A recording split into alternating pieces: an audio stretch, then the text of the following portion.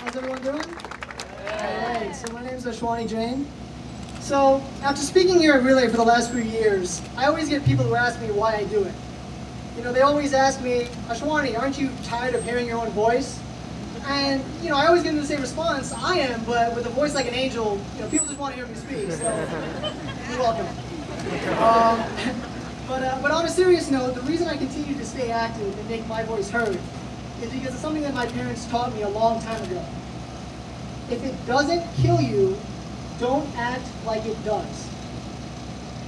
We've all been through an experience that has changed our lives. Everyone here, whether you experienced it directly or know someone who did, has some moment in their life that changes the way you perceive the world. For some, it could be an event, like when you got accepted into college, or the time you arrived at a new place. For others, it could be getting your first job, going on your first date, finishing an entire burrito at Chipotle, or meeting your best friend. It could also be the moment you realize you actually have no friends. You know where you're going. But it could also be the day that you heard a motivational speaker at a Relay for Life event, whose good looks, witty jokes, and captivating charm made you want to empty out your wallets and tip him for a job well done. I thought I'd give it a try. But for me,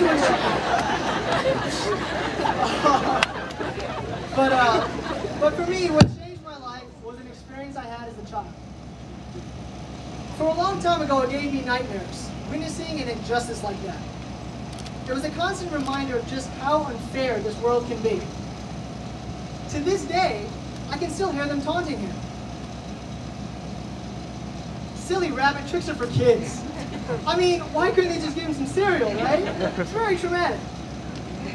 But for those of you who never watched The Fresh Prince of Bel-Air, you know, the time when they got lost in the woods and Carlton. Anyway, for those of you who never watched The Fresh Prince of Bel-Air, let me tell you about another experience that changed my life. I was 13 and in the middle of the 8th grade. Like most boys, I thought I was invincible. I teased my younger sister. Where is she? That's under right there. I promise I'd embarrass her, so where are you at? I teased my younger sister. I gave my parents a hard time. They're also here. And I ran around the house with my underwear on my head thinking I was Superman. But who doesn't, right? But that all changed when I was diagnosed with non-Hodgkin's lymphoma, cancer. Now, for a 13-year-old kid, cancer didn't really have any meaning.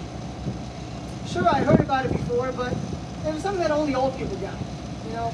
I knew that cancer patients were bald, and that they looked very sick and were always in the hospital. I also knew that after some time, I never saw some of those cancer patients ever again. But you see, what really rattled me during my diagnosis was seeing my parents cry for the first time. It was having my parents look at me like I was about to die. It was seeing all of our friends and family come in and out of the house, bringing baskets of gifts and boxes of tissues. It was not being able to attend my last year of middle school or hang out with any of my friends. It was about seeing kids younger than me go through more pain and agony than I had to. It was having numerous painful surgeries that seemed to have no end in sight. It was all the bandages and the scars. It was that my life got turned completely upside down. And that's what cancer was for me. And today, I can't go more than a few seconds after just hearing the word cancer without getting a little emotional. I start to remember what I went through and then what I saw other cancer patients go through, and I start to remember all of the pain. So why then am I here today and every year speaking out and sharing my experiences if it's so difficult? It's because I learned that if it doesn't kill you, don't act like it does. But I think Kanye West says it best. Quote, now, that don't kill me can only make me stronger. And that guy knows what he's talking about. So in the same way, I believe that my experiences have made me stronger and have allowed me to share those experiences with others. So if my experiences can help those who are going through the same thing right now, help them understand that they are not alone, or if it helps people understand the difficulties that cancer patients and their families undergo, or if I can somehow inspire just one person to speak out and help end this horrible disease, then I feel it is my responsibility to speak out. And that's why I've life are so important and are very close and dear to me is because it makes us understand that if we fight together, we can survive together. Because life is truly precious and every single day is a gift. And even if we face a challenge, we can still be optimistic.